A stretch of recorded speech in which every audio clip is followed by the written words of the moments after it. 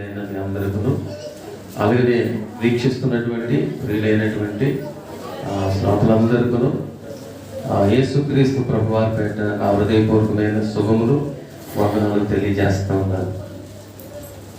ప్రభునందు అత్యంత ప్రియమైన దేవుని పిల్లలుగా చదవబడిన లేఖన భాగంలో నుండి 131 కీర్తనలో ఉన్నటువంటి విషయాలను మనము జాగ్రత్తగా పరిశీలనగా జ్ఞాపకం చేసుకున్నట్లయితే చెప్పుకునేటువంటి మాటలు జాగ్రత్తగా చూద్దామండి. యెహోవా అగాధ స్థలములో నుండి నేను నీకు మొర్రపెట్టుచున్నాను. ఎక్కడి నుండి చెప్పండి? అగాధ స్థలములో నుండి. దేనికి స్తోత్రం. అగాధం అంటే ఎక్కడుంది? భూమి కిందది. ఇంకా చెప్పాలంటే ఇంకా అగాధం అంటే నరకానికి దగ్గరగా ఉంది. అంత కిందకి వెళ్ళిపోయిన పరిస్థితి అగాధము అనేది. చూసారండి, అగాధం ఎక్కడ కనబడుతుంది? మనం లూకాసు సువార్త 16వ అధ్యాయంలో ధనవంతుడు ఎక్కడికి వెళ్ళాడంట? అక్కడ వెళ్ళినప్పుడు పాతాళంలో వేతన పడుతున్నప్పుడు నీకును వారికి మధ్యలో ఏముంది? అగాధం ఉందన్నట్టు. అంటే ఆలోచించండి, చాలా దగ్గర, అంత దగ్గరగా వెళ్ళిపోయాడు భక్తుడు. శ్రమలో, కష్టములలో, బాధల్లో, నిందలో, అవమానంలో ఎక్కడికి వెళ్ళిపోయాడంటే మరణం దగ్గరగా వెళ్ళిపోయాడంట. మరణానికి దగ్గరగా వెళ్ళిపోయాడు. అప్పుడు దేవునికి మొరపెడుతున్నాడు. చాలాసార్లు మనం కూడా అంతేనండి.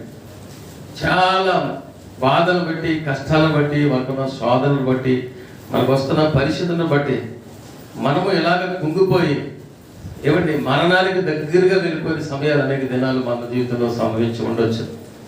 మన జీవితంలో అలాంటి పరిస్థితులు వచ్చి ఉండవచ్చు. కానీ ఇక్కడ భక్తులు అంటున్నాడు, యెహోవా అగాధ స్థలములో నుండి నేను నీకు మొర్ర పెట్టుచున్నాను అంటున్నాడు. దేవునికి స్తోత్రం. హల్లెలూయా. కనుక నువ్వు ఏ స్థితిలో ఉన్నావో, ఏ మరణ బంధకాలలో ఉన్నావో, ఏ వేదనలో ఉన్నావో, దుఃఖములో ఉన్నావో, ఏ స్థితిలో ఉన్నావో, ఆ స్థితిలో దేవునికి నువ్వు మొర్ర పెట్టగలిగితే, నువ్వు దేవునికి ప్రార్థన చేయగలిగినట్లయితే దేవుడు నీకు సహాయం చేయబోతున్నాడు. దానికి స్తోత్రం కలుగుగా. హల్లెలూయా, హల్లెలూయా. అందుకని అగాధ స్థలం అంటే పరిశుద్ధ గ్రంథంలో ఒక వ్యక్తి ఉంటాడు. ఆ వ్యక్తి ఎవరంటే దేవుని భక్తుడైనటువంటి యోనా. ఎక్కడికి వెళ్ళిపోయాడు తెలుసంటే, యోనా దేవునికి అవిధేయుడై దేవుడు మార్గంలో వెళ్ళకుండా, దేవుని ఆజ్ఞ చెప్పినట్టుగా వెళ్ళకుండా వేరే మార్గంలో వెళ్ళిపోతున్నాడు.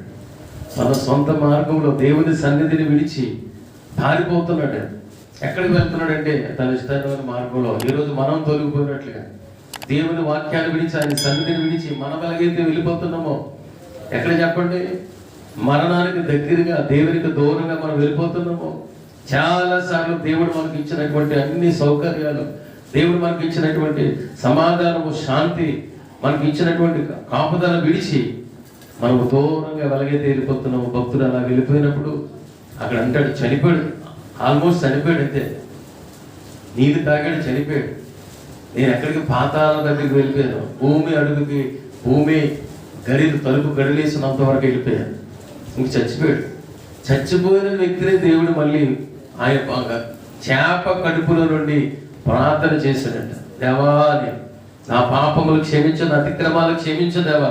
భూమి ఆకాశములకు దేవుడా, సర్వశక్తి గల దేవా, నా పాపముల దయతో క్షమించి నన్ను బయటికి తీసుకున్నామని మొరపెట్టినప్పుడు, ప్రార్థన చేసినప్పుడు దేవుడు ఆయన పాపములన్నింటినీ క్షమించి తన అతిక్రమాలను తుడిచిపెట్టేసి మళ్ళీ ఆ స్థితిలో బయటికి మళ్ళీ చనిపోయిన వ్యక్తిని బ్రతికించి మళ్ళీ క్షేమంగా తీసుకొచ్చి ఒంటికి తీసుకొని వచ్చాడు. దేవునికి స్తోత్రం. హల్లెలూయా. ఆలోచన చేద్దాం. ఈరోజు చాలాసార్లు మనం కూడా ప్రభువుకి వేరుగా వెళ్ళిపోతూ ఉంటాం. వాక్యం ఎంత చెప్పినా, దేవుడు ఎంత మాట్లాడినా మనతో, దేవుడు ఎన్నిసార్లు మనతో మాట్లాడుతున్నప్పటికీ ఆ మాటలు మనం వినకుండా ఏమిటి వేరే ఆలోచన పెట్టుకుని దేవుని చిత్తానికి వ్యతిరేకంగా, దేవుని సన్నిధికి వ్యతిరేకంగా ఈరోజు మనం జీవిస్తున్నామేమో. దేవుడు అందుకే మనతో మాట్లాడుతున్నాడు. ఎక్కడికి వెళ్ళిపోయాడండి? అగాధ స్థలంలో నేను నీకు మొరపెట్టుచున్నాను అంటున్నాడు. నీవు అగాధ సముద్ర గర్భంలో పడవేసి ప్రవాహములన్నీ నన్ను చుట్టుకొని ఉన్నాయి. తరంగములు నీ కళ్ళు నన్ను కప్పి ఉన్నది. నీ సన్నిధిలో ఏం చేయబడ్డారంటే? నిలివేయబడ్డారు. దేనికి స్తోత్రం. ఎందుకంటే దేవుని సన్నిధిని విడిచి మనం బ్రతకలమండి. దేవుని సన్నిధి మనకు తోడుగా ఉన్నంత కాలమే మనం బ్రతుకుతాం. దేవుని సన్నిధి మనం విడిచిపోయినట్లయితే మనం అధోగతి పాలైపోతాం, వేదనలో పాలైపోతాం, నాశనానికి దగ్గరికి వెళ్ళిపోతాం, మరణించి తిరిగి పాతాళంలోకి వెళ్ళిపోతాం. అందుకని వాక్యం చెప్తుంది, మనం ఆయన సన్నిధిని వెతుకుదాం, ఆయనలో మనం జీవిద్దాం, ఆయన పాద సన్నిధిలో మనము బ్రతకడానికి మనం ఇష్టపడదామండి. దేవునికి స్తోత్రం, హల్లెలూయా. కనుక ఆయన మన ఎంతైనా నమ్మదగిన దేవుడు. మన అపరాధములను మన దోషములను క్షమించి మనం దీవించడానికి ఇష్టపడుతున్నటువంటి దేవుడు.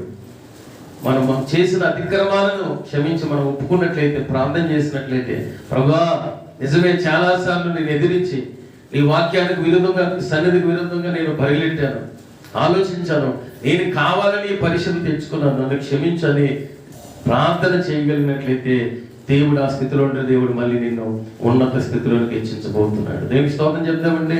హల్లెలూయా, హల్లెలూయా. దేవుడు మనల్ని దీవించడానికి ఇష్టపడుతూ ఉన్నాడు. మన పాపములను ఆయన క్షమించి మనల్ని మళ్ళీ కరుణించే దేవుడు అంటున్నాడు. ఉదాహరణకి మీరు చూడండి, ఒక దినాన ఒక వ్యక్తి వచ్చాడు. వచ్చి ఆ ఇంట్లో ఒక ఇంటికి వచ్చి, ఆయన ఎవరంటే వ్యాక్యూమ్ క్లీనర్స్ అమ్ముకునేవాడు. అంటే డస్ట్ కానీ శుభ్రపరిచే ఉంటుంది కదా, ఇంటిలో క్లీన్ చేసేది అనమాట.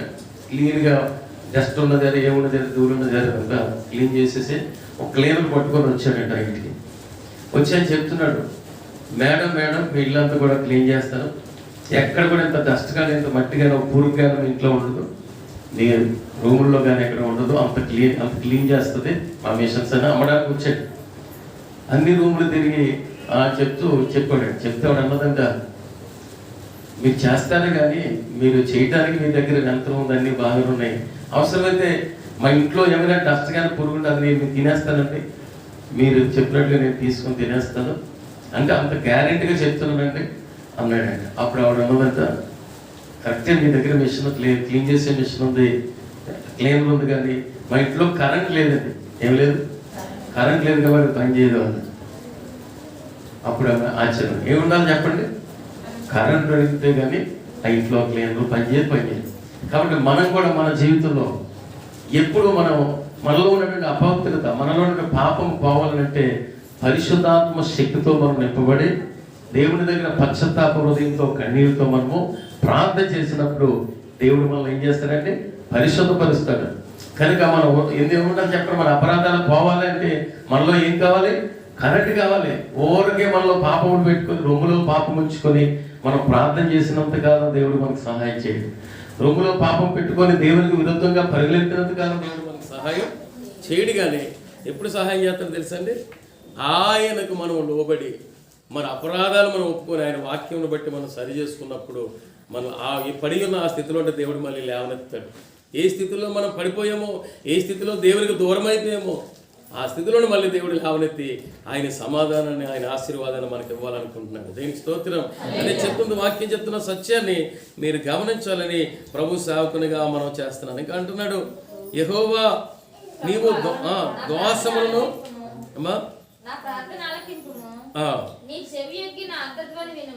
ఏమంటాడండి, నా ప్రార్థన ఆలకించు, చెవి యొగ్గి నా ఆర్తధ్వని విను. దేనికి స్తోత్రం. మనలో ఏముండాలండి, కడగబడాలంటే కరెంట్ కావాలి. ఊరికే మనం దేవాన్ని కడుగంటే దేవుడు కడగడు. నువ్వు పశ్చాత్తాపపడాలి, ఏడాలి. అయ్యో నీ అపరాధాలను బట్టి, నీ దోషాలను బట్టి నువ్వు వేడ్చి ఎక్కడ పడిపోయి ఎక్కడ దూరం అయిపోయావో, ఏ స్థితిలో దేవునికి కంటే ఎక్కువ అతిశయిస్తున్నావో ఆ స్థితిలో నువ్వు ఏం చేయాలా, ఏడాలండి, పశ్చాత్తాపడాలంటే. ఏం చెప్తున్నాడు చెప్పండి, ఏడుస్తున్నాడు అంటున్నాడు. ఆర్తధ్వని, ఏ ధ్వని కావాలండి, మళ్ళీ నీ పాపాలు ఒప్పుకునేటువంటి పశ్చాత్తాపడే అభిషేకం నీ మీదకి రావాలి.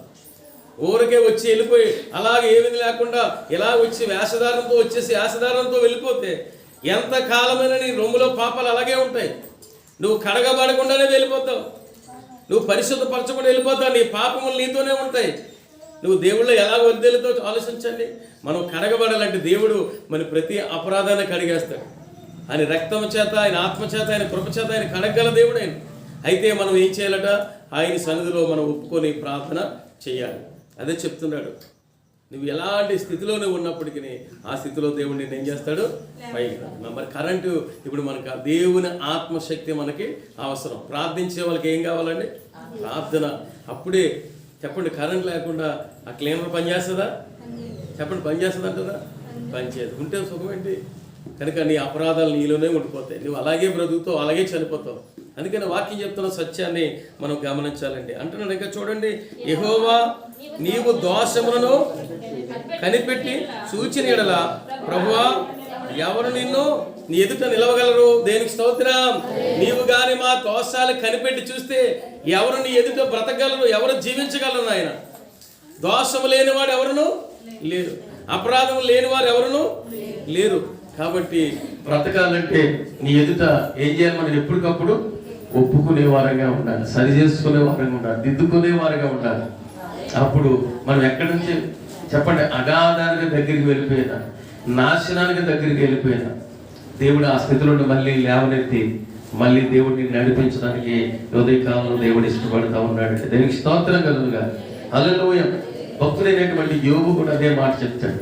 యోబు కూడా ఎంత యథార్థవంతుడు, ఎంత మంచి భక్తుడు, ఏమంటే దేవుడిలో ఎంత చక్కగా నడుచుకున్నాడు, ఏమండి దేవుని యందు భయభక్తులు కలిగి ఉన్నాడు, చెడుతనాన్ని విసర్జించాడు, ఏ పాపము లేనటువంటి వ్యక్తిగా ఉన్నాడు. ప్రభు మీద సంపూర్ణంగా ఆనుకున్న వ్యక్తి హృదయంలో కూడా పాపం ఉందండి. పాపం ఉందండి, లోపల అంతరంగంలో పాపం పెట్టుకున్నాడు యోబు. ఇది ఎవరు చూశారంట? దేవుడు చూశాడంట. ఆయనలో ఉన్న భయాలు, ఆయనలో ఉన్నటువంటి ఈరోజు దేవుడిని విడిచి తిరిగిన పరిస్థితులు, యోబు హృదయంలో ఉన్న పాపాన్ని కూడా దేవుడు కనిపెట్టేశాడండి. అందుకే నా వారికి కీడు వచ్చింది అంటున్నాడు. నువ్వు నన్ను బాగుగా పరిశీలించి చూసినప్పుడు నేను పాపినని తేలింది, అందుకే ఇలాంటి ఆపద, ఇలాంటి పరిస్థితులు నా జీవితంలోకి వచ్చాయని యోబు అంటాడు. ఏమంటే ఆయన చూస్తున్నాడండి, అందరినీ చూసేవాడు ఆయన అంటున్నాడు. కనుక ఇశ్రాయేలీయులు అలాగే ఉన్నారు. దేవుని సంఘమైన, దేవుని పిల్లలైన మనం కూడా ఈరోజు ఎలా ఉంటున్నామో ఒకసారి పరిశీలన చేసుకొని మనం దేవుని సన్నిధిలో ప్రార్థనతో మనం సిద్ధపరచుకోవాలి. ప్రార్థన ద్వారా దేవునికి సమీపంగా మళ్ళీ రావాలి. మన జీవితాన్ని ప్రభుకి దగ్గరగా తెచ్చుకోవడానికి మనం ఆశపడాలండి. దేనికి స్తోత్రం.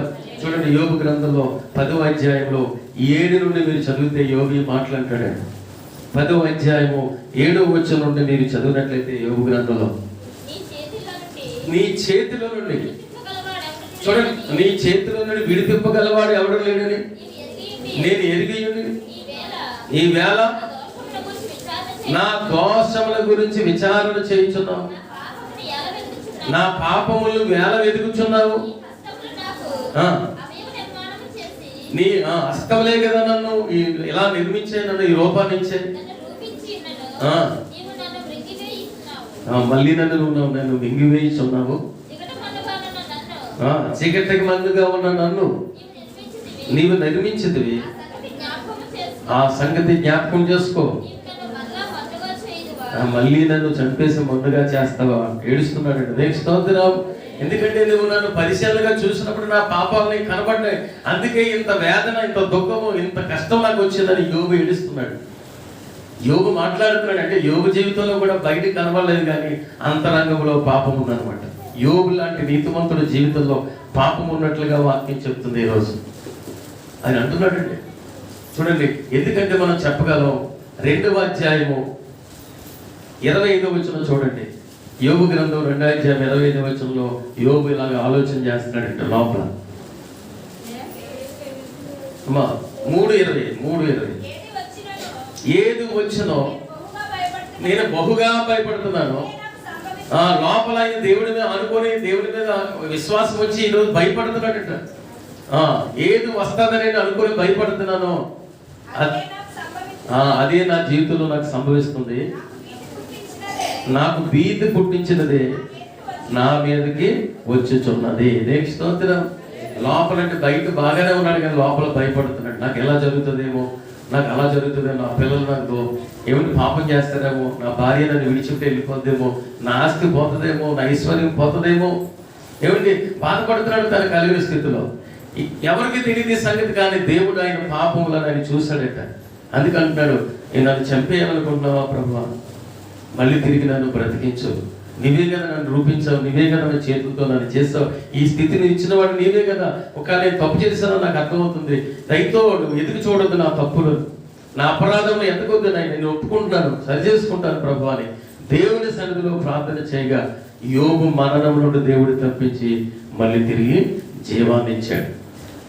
ఆలోచించండి, ప్రార్థన చేయడం అనేది చాలా గొప్ప సంగతి. ఒప్పుకొని ప్రార్థన చేయడం, కన్నీళ్ళు విడిచి మన అపరాధాలు ఒప్పుకొని దేవుడి దగ్గర ప్రార్థన చేస్తే ఎంత పాపమైన దేవుడు కడిగి పరిశుద్ధపరుస్తాడు. మన దేవునికి మనకు అద్దుగా ఉన్నటువంటి ప్రతి గోడలు దేవుడు పడగొడతాడు. వాటన్నిటిని దూరపరిచి దేవుడితో మళ్ళీ మనం సమాధానపరచడానికి దేవుడి సమయంలో ఇష్టపడుతూ ఉన్నాడండి. దేవునికి స్తోత్రం కలుగుగా. హల్లెలూయా. ఇంకా చూడండి, ప్రభునందు ప్రియమైన వాళ్ళని ఆయన అంటున్నాడు, ఇలాగంటున్నాడు, అయినను జనులు నీ యందు భయభక్తులు నిలుపునట్లు నీ యొద్ద ఏం దొరుకుతుందండి? క్షమాపణ దొరుకుతుందండి. దేవునికి స్తోత్రం. హల్లెలూయా. దేవుడి దగ్గర ఏం దొరుకుతుందండి? క్షమాపణ దొరుకుతుందండి. మనం ఒప్పుకునే ఎడల ఆయన మనల్ని క్షమించి కనికరించే దేవుడు అంటున్నాడు. కనుక చాలాసార్లు మనం ఒప్పుకోగానే మన అపరాధమును దాచిపెట్టుకుంటాం, రొమ్ములో దాచిపెట్టుకుంటాం. ఒప్పుకొని మన జీవితాన్ని ప్రభుకు అనుకూలంగా చేసుకోం. దేవునికి ఇష్టంగా జీవించడానికి మనం ఆశపడం. దేవుడికి చాలాసార్లు ఏదైనా దాచిపెట్టుకోవచ్చు, కానీ పాపాలు దాచిపెట్టుకుంటే నెమ్మదిగా ఉండడం సాధ్యం కాదండి. దేవునికి విరుద్ధమైనటువంటి తలపు ఆలోచన కలిగి దేవునికి దూరంగా నువ్వు బ్రతకాలని ప్రయత్నం చేస్తే ఒక క్షణమైన నువ్వు సంతోషంగా ఉండలేదు. అందుకంటున్నాడు, అది ఎలాంటిదంటే మరణం కంటే ఘోరమైంది.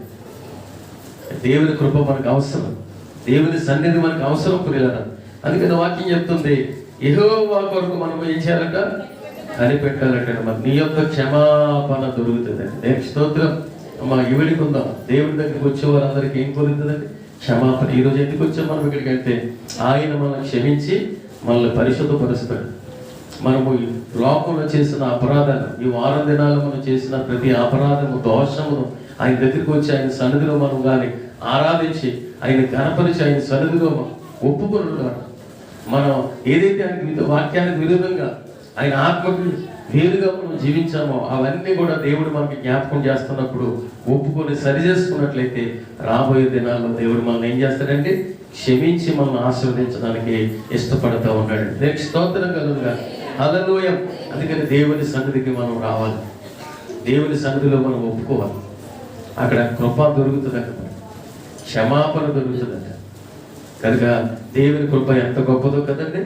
ఇంకా చూద్దాము దేవుని వాక్యాన్ని మీరు జాగ్రత్తగా పరిశీలనగా చూస్తున్నట్లయితే, యెహోవా కొరకు నేను కనిపెట్టుకొనుచున్నాను, నా ప్రాణము ఆయన కొరకు కనిపెట్టుకొనుచున్నది. దేనికి స్తోత్రం. హల్లెలూయా, హల్లెలూయా. ఆ భక్తుడు నా ప్రాణము ఎవరి కొరకు కనిపెడుతుందండి? మనం ఎవరి కొరకు? మనుషుల కొరకు, లోకంలో దేని కొరకు మనం కనిపెడుతున్నామేమో కానీ దేవుని కొరకు కనిపెట్టే వారు తక్కువ మంది ఉన్నారు.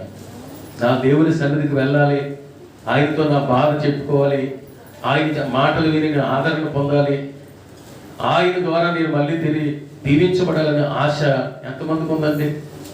ఇలాంటి ఆశ కల వారిని దేవుడు తృప్తిపరుస్తాడు కదా. చాలా మందికి ఇలాంటి ఆశ లేదు. ప్రభు సన్నిధికి వెళ్ళాలని, ప్రభు వాక్యం వినాలని, ఆ వాక్యాన్ని బట్టి వారి జీవితాన్ని సరి చేసుకొని ప్రభు దగ్గర పశ్చాత్తాప హృదయాలతో ప్రార్థించుకొని తిరిగి వెళ్ళాలని ఆశ. లేకపోతే వారందరూ బ్రతుకులు ఎక్కడ ఉంటారో తెలుసండి, వారు బ్రతికే ఉంటారు కానీ అగాధంలో ఉన్నట్టే, నరకంలో ఉన్నట్టే లెక్క. జీవిస్తున్నావు మటుకు జీవిస్తున్నావు కానీ నువ్వు ఎక్కడ ఉన్నావండి? పాతాలకు చెప్పండి కిందని అడుగు భాగంలో నీవు ఉన్నట్టు. దేవుని విడిచే జనులు ఎక్కడ ఉంటారంటే అగాధములో బాధపడతారట. దేవునికి స్తోత్రం. అగాధంలో ఉన్న వారికి ఎంత బాధ ఉంటుందో, ఊపిరి చలుపుదో, ఎలా ఉంటుందో ఈరోజు మన కుటుంబాల్లో ఉన్న పరిస్థితి. దేవుడు లేకుండా మనం జీవిస్తే మన జీవితం ఇలాగే ఉంటుంది. కనుక ఒప్పుకుందాం. నీకున్న పరిస్థితులన్నిటికీ కారణం నీవే, నీకున్నటువంటి అలాంటి పరిస్థితులన్నిటికీ కారణం నీవే. కనుక ఆయన దగ్గర క్షమాపణ దొరుకుతుంది. ఏ విషయంలో దేవుడు నీకు చూపిస్తున్నాడో, ఏ విషయంలో దేవుడు నిన్ను గద్దిస్తున్నాడో ఆ విషయాల్లో మళ్ళీ సరి చేసుకొని ప్రభుకి ఇష్టంగా నువ్వు మారినట్లయితే దేవుడికి సహాయం చేయబోతున్నాడు. ఆయన దగ్గర ఏం దొరుకుతుందంటే క్షమాపణ దొరుకుతుంది. ఇంకా అంటున్నాడు, యెహోవా కొరకు నేను కనిపెట్టుచున్నాను, నా ప్రాణం ఆయన కొరకు కనిపెట్టుచున్నది. దేవునికి స్తోత్రం. ఎవరి కొరకు కనిపెట్టాలండి? అమ్మ దేని కొరకు? చాలా సార్లు మనం దేని కొరకు కనిపెడతామంటే లోకంలో ఏదో కలుగుతుందండి. డబ్బు కోసమో లేకపోతే స్నేహితుల కొరకు, బంధువుల కొరకు, లోకంలో దేని కొరకు మనం కనిపెడుతూ ఉంటాం.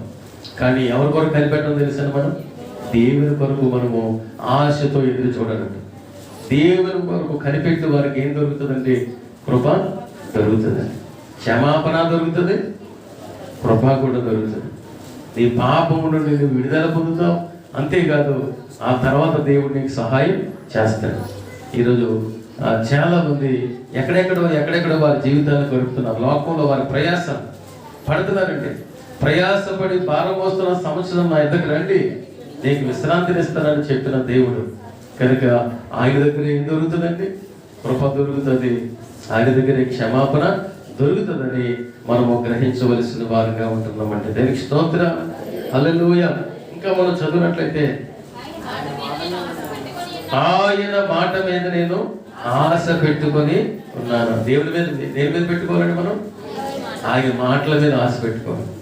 దేవుడు ఈరోజు నాతో ఏం మాట్లాడబోతున్నాడు, దేవుడు ఏ రీతిగా నన్ను సరిచేయాలనుకుంటున్నాడు, ఏ విషయంలో నన్ను గద్దిస్తున్నాడు, ఏ విషయంలో నన్ను ప్రోత్సహిస్తున్నాడు, ఏది చేయమంటున్నాడు, ఏది చేయొద్దు అంటున్నాడు. ఆయన వాక్యము చేత మనము ఆదరింపబడినప్పుడు, సరి చేసుకుంటున్నప్పుడు అప్పుడు మనకి ఏం దొరుకుతుంది? కృప దొరుకుతుంది, క్షమాపణ కూడా దొరుకుతుంది. రెండు కూడా ఆయన దగ్గర దొరుకుతాయి.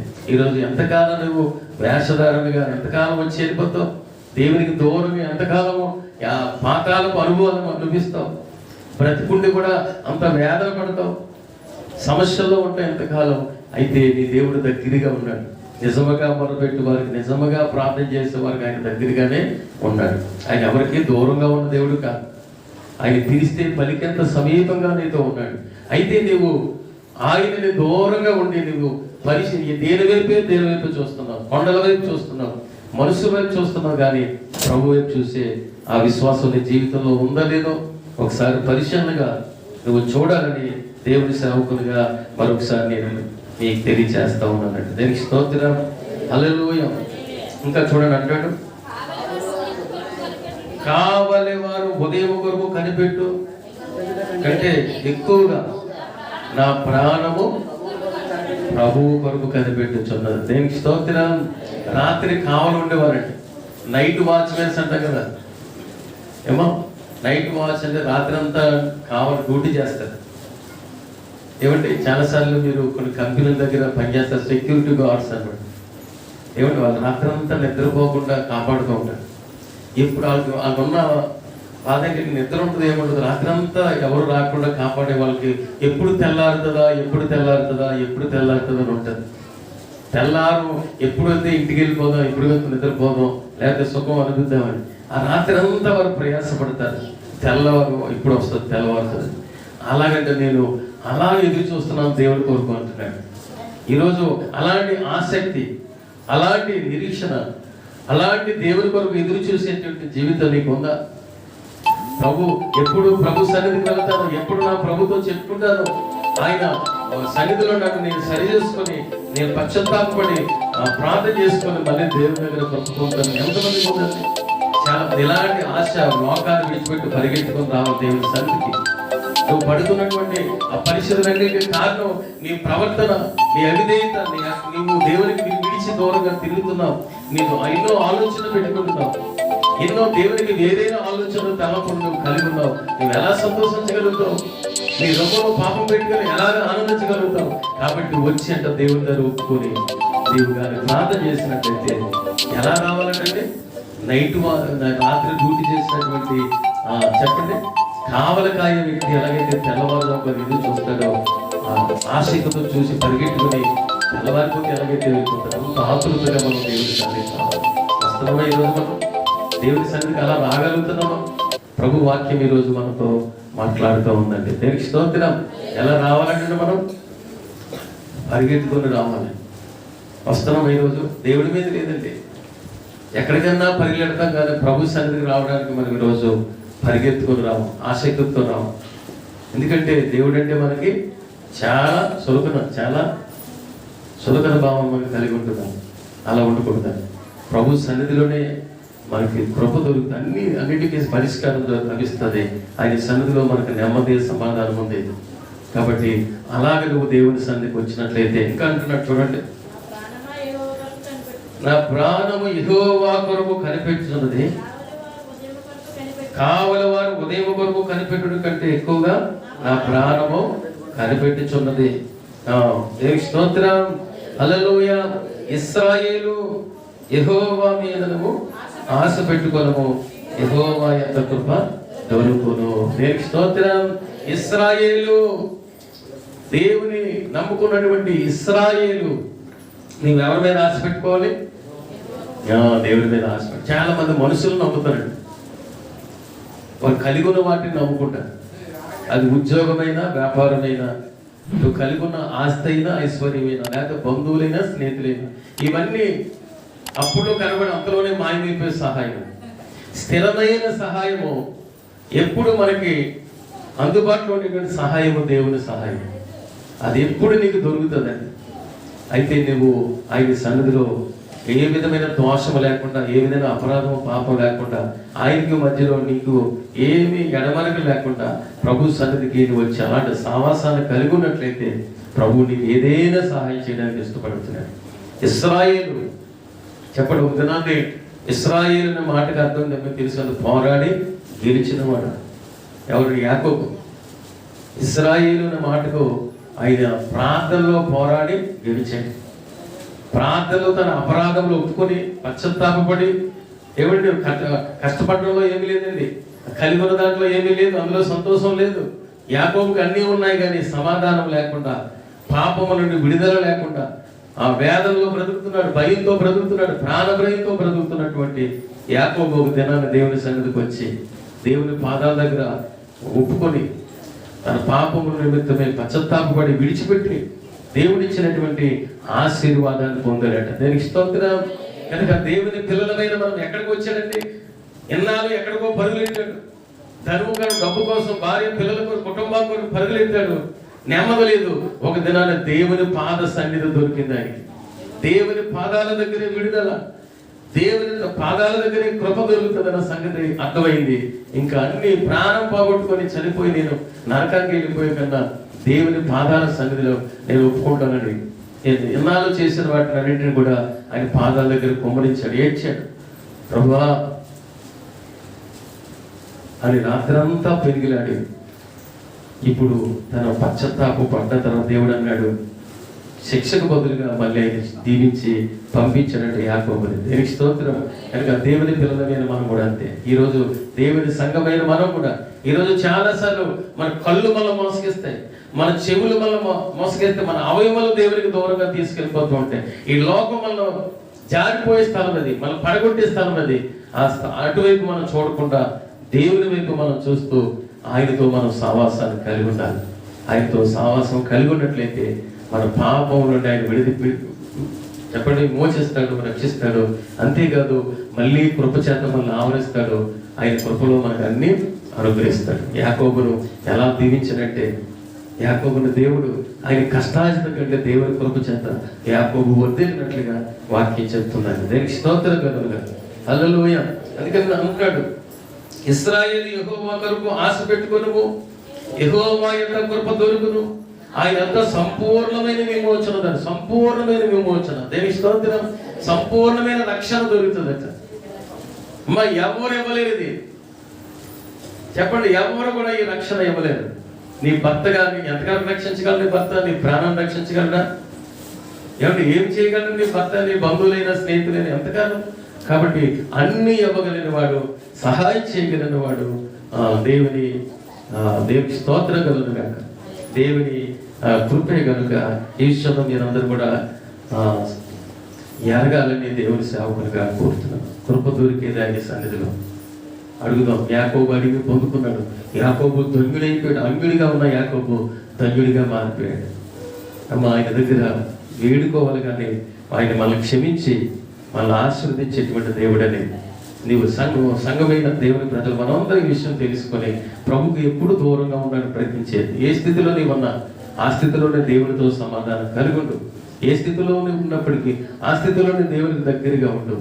దేవుడు ఆశ గల ప్రాణాన్ని ఆయన తృప్తిపరుస్తాడు. నీ ఆశ దేని మీద పెట్టుకోవద్దు. ఏదో ఉందని దేని మీద నువ్వు ఆశ పెట్టుకోవద్దు, కానీ దేవుని మీద నువ్వు ఆశ పెట్టుకో. ఆయన నీ మరణమును తప్పిస్తాడు, నీ బాధలను తప్పిస్తాడు, నీ వ్యాధులను తప్పిస్తాడు, నీకున్న పరిస్థితులన్నింటినీ కూడా దేవుడు విడిపించి నీకు సమాధానం ఇస్తాడు. అంతేకాదు సంపూర్ణమైన విమోచన, సంపూర్ణమైన రక్షణ నీకు కలుగజేస్తాడు. అన్నిటి నుండి కాపాడుతాడు. చివరికి మన ప్రాణాలు కాపాడుతాడు. మనకు కలిగి ఉన్న సమస్తం చుట్టూ ఆయన కంచి ఉంచుతాడు. ఏమంటే మనకు కలిగి ఉన్న మన బిడ్డల చుట్టూ, చెప్పండి, మనకు కలిగి ఉన్న ఆస్తి ఐశ్వర్యం చుట్టూ, మనం ఏదైతే కలిగి దాని చుట్టూ ఏ కీడు రాకుండా దేవుడు కాపాడుతాడు. తన మహిమలో మన అవసరాలను తీరుస్తాడు. అందుకని సన్నిధిని గుర్తించండి పిల్లలు. పరిగెత్తుకున్నారంటే అక్కడ పాప క్షమాపణ పొందండి. తిరిగి దేవుని కృప పొందుకొని మీరు వెళ్ళాలి. మందిరంలో కృపాక్షేమాలు ఉన్నాయి లేదు చెప్పండి. దావి చెప్తాడు, చిరకాలం దేవుని మందిరంలో ఉంటాను, అక్కడ నాకు ఏం దొరుకుతాయి అంటే కృపా క్షేమాలు నా వెంట వస్తాయి అన్నాడు. అమ్మ, ఈరోజు మందిరం గురించి నిరీక్షణ ఉందా? ఈరోజు ఎక్కడికో పరిగెడుతున్నావు, సహాయం కావాలంటే ఎక్కడికో వెళ్తున్నావు. నీ సహాయాలన్నీ కూడా ఎక్కడ లేవు, దేవుని చేతిలో ఉన్నాయి. అమ్మ, నువ్వు వెళ్ళినా నీ దారులన్నీ మూయబడి ఉంటాయి. నువ్వు వెళ్ళినా సాతానుడు ఏ మార్గాన్ని కూడా నీకు సహాయం రాకుండా అడ్డుకుంటాడు. కానీ దేవుని అందుకు వస్తే నీ మార్గాలను కూడా తెరవబడతాయి. ప్రతి మార్గము యేసు నామములో ఏమిటి తెరవబడుతుందంటే, ఒక మార్గం మూయబడితే 7 మార్గాలు తెరిచేవాడు మనతో ఉన్నాడు. ఒక మార్గము లేకపోతే దేవుడు చీకటిలో వెలుగును ఆయన మనకి చెప్పడు కలుగు చేసే దేవుడు మనతో ఉన్నాడు. ఈ ఆగమ్య గోచరమైన జీవితాలను మళ్ళీ కృపతో ఆవరించి సహాయం చేసే దేవుని కలిగి ఉన్నాం కనుక దేని విషయంలో భయపడకు. అలా ఎంతో మంది దేవుని దగ్గరకు వచ్చి దీవించబడ్డారు. ఎఫెసు అనే వ్యక్తి చూశారు, దేవుని దగ్గరికి వచ్చి ఆశీర్వాదపు వేదనలన్నీ కూడా పోగొట్టుకున్నాడట, దీవించబడ్డాడట. ఎఫెసు ఒకప్పుడు ఎలాంటి వాడు? ప్రభు సన్నిధిని ఆశ్రయించినప్పుడు ఆయన కృప పొందుకుని ఆయన హస్తం తోడుగా ఉందంట. ఆయన నానాటికి వర్తిల్లినట్లుగా బైబిల్ చెప్తుంది. చూడండి, ఈ ఎఫెసు ఎక్కడ దీవించబడ్డాడంటే దేవాలయం, దేవుని మందిరంలో. ఎవరైనా దీవించలేదండి, దేవుడే దీవించాడు. ఆయన దగ్గరే కృప ఆయనకు దొరికింది. ఈరోజు నేను ఆయన సన్నిధిలో అలాగే మనం ఎదిగే వారంగా ఉంటాం. ఏమంటే అలా ఎదిగినట్లయితే నీవు చనిపోవాల్సిన పని లేదు. ఏమంటే నీ భారాన్ని మోయాల్సిన పని లేదు, నీ వేదన పడవలసిన పని లేదు. దేవుడు అన్ని విషయాల్లో నీకు సహాయం చేయబోతూ ఉన్నాడండి. దానికి స్తోత్రం కలుగుగా. హల్లెలూయా. ఈ మాటలు నువ్వు వింటున్న ఎవరైనా సరే ప్రభు మీద ఆశ పెట్టుకోండి. ఆయన మీద ఎలా కనిపెట్టాలని చివరి అంటున్నాడు చూడండి, ఇశ్రాయేలు దోషములన్నిటినీ ఆయన వారిని విమోచిస్తాడు. ఎవరి దోషాలండి? ఆయన సంఘమును, ఆ సంఘానికి శిరస్సు ఎవరండి? ప్రభువే. ఎందుకంటే సంఘములో ఆయన శిరస్సుగా ఉండి ఆయన రక్తం చేత మనం కడుగుతాడు, ఆయన ఆత్మ చేత మనం పరిశుద్ధపరిచాడు, ఆయన లేఖనముల చేత మనం పరిశుద్ధపరిచి సరైన మార్గంలో నడిపించడానికి ఆయన మనకు కాపరిగా ఉన్నాడు, ప్రభువుగా ఉన్నాడు, దేవుడిగా ఉన్నాడు. ఆయన మనకి ఎప్పుడు సహాయం, మనం విడిచి ఎప్పుడు వెళ్ళడు. కనుక సంఘములో నీవు ఉన్నట్లయితే, సంఘములో నీవు ఎల్లప్పుడూ సావాసంలో నీవు ఉన్నట్లయితే ఆయన నీ అవసరాలు తీరుస్తాడు. నీ ఏ అపాయం కానీ కీడు కానీ నీకు రాకుండా నేను నడిపిస్తాడండి. అందుకని ఆయన దగ్గర ఇలాంటి వేగురు, ఇలాంటి సిద్ధపాటు మీకు కావాలి. పరిగెత్తుకొని రావాలండి దేవుని సార్. చాలా మంది నిర్లక్ష్యం. చాలా మంది లోకంలో మునిగిపోతూ ఉంటారు. వాళ్ళ సమయం ఏంటో వాళ్ళకి తెలియదు. ఎక్కడ వారికి రక్షణ దొరుకుతుందో, ఎక్కడ సహాయం దొరుకుతుందో, ఎక్కడ కృప దొరుకుతుందో వారికి ఎదుగుతుంది. ఎక్కడో వ్యర్థంగా వెతుకుతూ ఉంటారు కానీ ప్రభు సన్నిధిని ఎదుగుతారు. అలా ఎదిగినట్లయితే దేవుని కృప యువతి కాలంలో పొందగలని దేవుని సేవకునిగా మరొకసారి మీకు నేను తెలియజేస్తా ఉన్నాను. దేవునికి స్తోత్రం. హల్లెలూయా. ఒక దినాన్ని చూడండి ప్రభునందు. ఎందుకంటే దేవుడి దగ్గరే మనకు దొరుకుతుందంటే దేవుడే మనల్ని బాగుగా ఎరిగిన వాడు కనుక. ఉదాహరణకి మీకు చెప్తున్నాను, ఒక చిన్న ఉపమానాన్ని మీకు చెప్తున్నాను. జాగ్రత్తగా విన్నట్లయితే మీకు అర్థమవుతుందండి. ఒక దినాన్ని ఒక పెద్ద చర్చ్ అండి, చర్చిలో పురాతన చర్చ్ అనమాట, చాలా వందల సంవత్సరాలు నాటి చర్చ్. ఆ పూర్వదినాల్లో విలువైన వస్తువులు మందిరంలో చేయించారంట. చాలా విలువైన వస్తువులు అనమాట. టేప్తోనూ, రోజు గుడ్డుతోనూ విలువైనటువంటి కూర్చోవడానికి మందిర ఉపకరణాలన్నీ కూడా చేయించారు. ఇప్పుడు వేలం వేసేస్తున్నారు. ఎవరైనా పాడుకుంటే వస్తువులను కూడా మేము అమ్మేస్తాం, తీసుకోవాలి. అప్పుడు చాలామంది వచ్చారు పాడుకోవడానికి. ఎందుకంటే విలువైన వస్తువులు కనుక అవన్నీ కూడా డబ్బుతో పాడుకోవాలని వచ్చారండి అందరం. చాలామంది ఆ పాటలో పాల్గొని వారికి కావలసిన వాటిని అన్నీ కూడా పట్టుకెళ్ళిపోయారు. ఒక్కొక్క టేపు సామాగ్రిని, రోజు సామాగ్రి, అందులో ఉన్నటువంటి మందిరంలో అన్నీ కూడా పట్టుకెళ్ళిపోయారంట. కానీ ఒకటే మిగిలిపోయింది నా మందిరంలో. ఒకటే ఒక వస్తువు ఉండిపోయింది. అందరూ పాడుకొని పట్టుకెళ్ళిపోయారు, కానీ ఒక వస్తువు మాత్రం అని ఉండిపోయింది. ఆ వస్తువు ఏంటంటే ఒక పాత కాలపు వయలు అన్నమాట, ఒక వాయిద్యం, పాత దాని తీగ మీద దాన్ని వాయించాలి అనమాట. అలాంటి వాయిద్యము అని ఉండిపోయింది. అది ఎవరు తీసుకోలేదు. అందరూ పాడుకుని ఎందుకు పనికిరాదని వదిలేశారు. వదిలేస్తే అందులో నుండి, ఆ జనంలో నుండి కూడా ఒక వ్యక్తి వచ్చి దాని దగ్గరికి వచ్చి ఇది నాకు కావాలనుకొని, అది 100 రూపాయలు కూడా పాడుకోవడానికి ఇష్టపడలేదు ఎవరు. అన్ని 10,000 20,000 ఆ డబ్బులు పెట్టి కొనుక్కొని వెళ్ళిపోయారు. కానీ ఈ వస్తువును కొనుక్కోవడానికి ఎవరు ముందుకు రాలేదంట. చివరికి ఒక వ్యక్తి వచ్చి దాన్ని దగ్గర తీసుకొని దాన్ని బాగా తుడిచి, దాని మీద డస్ట్ అంతా తుడిచి దాన్ని శుభ్రం చేసి, ఇది నేను దీన్ని తయారు చేసింది ఎవరో కాదు, నేనే. ఒకప్పుడు ఈ మందిరానికి నేను ఇచ్చాను, ప్రతిష్ఠ చేశాను. ఆ సేవకులు ఈ మందిరానికి నేను ఇచ్చాను. ఇది పురాతనం అయిపోయిందని వీళ్ళందరూ వేలంలో అమ్మేశారు. కానీ ఈ వస్తువు విలువ అని తెలియదు, కానీ దీన్ని తయారు చేసిన వ్యక్తిని నేనే కనుక ఇది ఎంత విలువైందో నాకు తెలుసు, దీని ఎంత విలువైన పాత్ర నాకు తెలుసు అని దాన్ని చేతుల్లోకి తీసుకొని దాన్ని శుభ్రం చేసి దాన్ని వాయించాడట. ఆయన వాయించి పాడితేనంటే అందరూ ఏడ్చేశారట. అందరూ ఏడ్చారంట. ఎంత విలువైనటువంటి వస్తువు అది. అయ్యో, ఎవరికి అది విలువలేదుగా కనబడింది, ఎవరు దాన్ని పాడుకోవట్లేదు, కానీ ఇది నాకు ఇవ్వండి, నేను కొనుక్కుంటాను అన్నాడు. ఇది నాకు ఇవ్వండి, నా చేతుల్లోకి వస్తే అది విలువగా మారిపోతుంది, నా చేతుల్లోకి వస్తే అది ఆశీర్వాదంగా మారిపోతుందని అప్పుడు దాన్ని తీసుకున్నాడు, చేతిలో తీసుకున్నాడట, వాయించాడట. అప్పుడు కొనుక్కున్నాడటండి. ఇవన్నీ వస్తువుల కంటే ఎక్కువ వెలిచ్చి అక్కడ ఉన్న వస్తువులన్నిటికంటే దాని వేళ మీద మారిపోయిందంటే, ఎప్పుడైతే ఆయన చేతుల్లోకి వచ్చిందో ఆ వస్తువుకు విలువ పెరిగిపోయింది. దేవునికి స్తోత్రం. కనుక దేవుని చేతుల్లో మనం ఎప్పుడు ఉంటామో, ప్రభు దగ్గర మనం ఎప్పుడు ఉంటామో మనకు ఉన్న విలువే మారిపోతుందండి. దేవునికి స్తోత్రం. నువ్వు దేవునికి దూరంగా ఎక్కడెక్కడో ఉన్నప్పటికీ నీకు మరణ వేదనలు, కష్టాలు, కన్నీళ్ళు, దుఃఖము, వేదనలే కానీ నీకు సంతోషం, ఆనందం ఉండదు. కానీ ఆయన చేతుల్లోకి వచ్చినప్పుడు, ఆయన నిన్ను సృష్టించాడు, నేల మట్టిలో నేను చేసినవాడు, నీకు రూపాన్ని ఇచ్చినవాడు, నీకు ఊపిరిచ్చినవాడు, నీ బ్రతుకుని ఈ రీతిగా నిర్మించినటువంటి ఆ దేవుని చేతుల్లోకి నువ్వు రాగలిగితే ఆయన నిన్ను బాగు చేసి ఆయన నిన్ను వాడుకుంటాడు. ఆయన నిన్ను క్షమించి నిన్ను ఆశీర్వదిస్తాడు. ఆయన చెప్పండి, నువ్వు ఎదురు చూసినటువంటి ఆశ గల ప్రాణాన్ని తృప్తిపరుస్తాడు. ఆయన మహిమలోని అవసరాలన్నీ తీరుస్తాడు. దేవునికి స్తోత్రం. కనుక రక్షణ దొరికే స్థలము, కృప దొరికే స్థలము ఆయన సన్నిధిని తెలుసుకోవాలి. ఆశతో పరిగెట్టి వాచ్మెన్ ఎలాగైతే వస్తాడో ఉదయం కొరకు ఎలాగ ఎదురు చూస్తాడో అలా ఎదురు చూస్తూ ఆయన సన్నిధికి వచ్చే పిల్లలుగా మనం ఉన్నట్లయితే మన దేవుడు ఎంతైనా నమ్మదగిన వాడు. మనల్ని వెంటనే మన అపరాధం, మన డస్ట్ అంతా తుడిసేస్తాడు. చూడండి, దాన్ని ఎలాగైతే పట్టుకొని తుడిసేస్తాడు, దాని మీద పైన అన్ని తుడిచేసి పరిశుద్ధపరిచి దాన్ని వాడుకున్నాడు. మన అంతరంగంలో ఉన్నటువంటి మన మనసులో, మన హృదయంలో, మన దేహంలో ఉన్న ప్రతి పాపము నుండి మనల్ని విడుదల పెంచేసి, మన అతిక్రమాలు క్షమించి, మన కన్నీళ్ళని చూసి మళ్ళీ మనల్ని బలపరిచి వాడుకున్న దేవుడిగా ఉంటున్నాడు. ఆయన కృప కావాలంటే ఈ సమయంలో మనం అందరం ఆయన పాదాల దగ్గర ప్రార్థించే వారిని ఉందువుగా, ఆయన సన్నిధిలో ఆయన మాటల కొరకు ఎదురు చూసే బిడ్డలుగా ఉందుగాక. అట్టి కృప దేవుడు మనందరికీ అనుగ్రహించాలని దేవుని సేవకులుగా కోరుతున్నాను. ప్రార్థన చేసుకుందాం. కన్ను మూసుకునండి, తాళ వంచండి. ప్రభునందు ప్రియమైన వాళ్ళారా,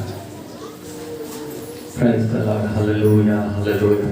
నీ విలువేంటో మన విలువేంటో మనకు తెలియదు. ప్రియులారా, దేవుని చేత మనము చేయబడిన వారమని, ఆయన మహిమ కొరకే మనం ఉన్నవారమని మనం ఎరగలేని వారుగా, మనం ఎక్కడో దేవునికి దూరంగా ఉండి ప్రయాసపడుతున్నామేమో, ఎక్కడో అపరాధములు, దోషములను మనం బంధింపబడి, పాతాళపు వేదనలు మనం పట్టి ఉన్నాయేమో, మరణపు వేదన మనలో ఉన్నాయేమో, మన జీవితంలో ఇంకా దోషములలో మనం మునిగి ఉన్నామేమో, వేదనలో ఉన్నామేమో, ఎటువంటి పరిస్థితుల్లో ఉన్నామేమో.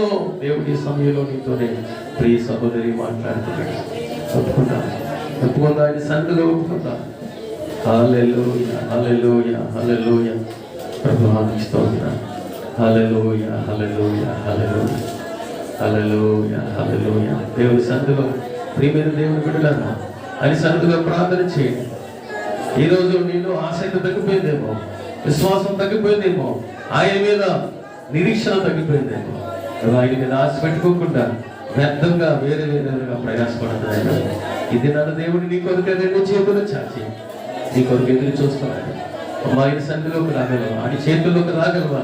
ఆయన సన్నిధిలో నిజముగా నువ్వు మొరపెట్టగలవా? ఆయన దగ్గర క్షమాపణ దొరుకుతుంది. ఆయన దగ్గర మళ్ళీ కృప దొరుకుతుందండి. విడిచి వెళ్ళిపోతాం. ప్రార్థన చేయి, ప్రార్థన చేయి. హల్లెలూయా, హల్లెలూయా, హల్లెలూయా, హల్లెలూయా, హల్లెలూయా, హల్లెలూయా, హల్లెలూయా.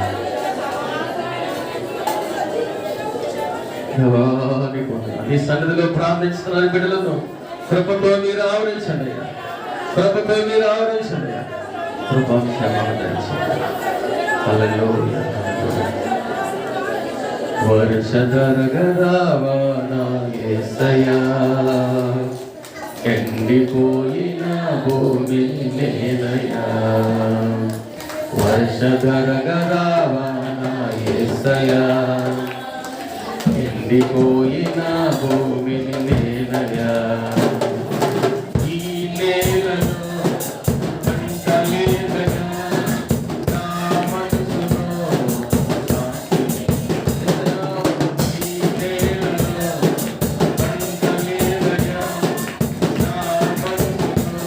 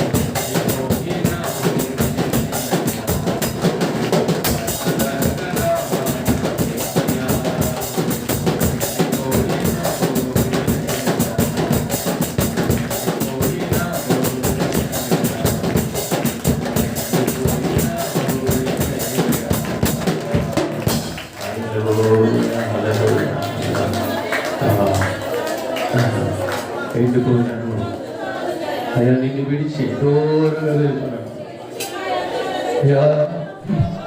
ఎక్కడో పడినా అయ్యా, తిరిగినైనా మా బలము మీ, మా శక్తి మీరే, మాకున్న ఆధారం మీరే, మా నిరీక్షణ మీరే కనుక నీవేనా అనుకుంటుందండి అయ్యా. దయతో మమ్మల్ని క్షమించండి. మీకు మాకు అడ్డుకున్న ప్రతి విధమైన ఆటంకం కల్మషములన్నీ తొలగించి అయినా హృదయ శుద్ధి గలవారిని దేవుడు విడిచిపెట్టడం. హృదయ శుద్ధి గలవారిని రాజు ప్రేమిస్తాడు కనుక మన దేవుడు మనం ప్రేమించాలంటే మనం సరి చేసుకుందాము, దేవునికి ఇష్టంగా మాట్లాడదాం. దేవా, ఈ దినం ఈ బిడ్డలందరినీ జ్ఞాపకం చేసుకొని దీవించండి. మహిమ, ఘనత, ప్రభావాలు మీరే పొందండి. ప్రతి బిడ్డను మీరు ఆశీర్వదించండి. నీ కృపతో పంపించండి. యేసు నామములో ఈ ప్రార్థన అడుగుచున్నాను పరమ తండ్రి. ఆమేన్, ఆమేన్, ఆమేన్. హల్లెలూయా, హల్లెలూయా. ప్రభు పేట మరొకసారి మీ అందరికీ నా హృదయపూర్వకమైన ధన్యవాదాలు తెలియజేస్తున్నాను.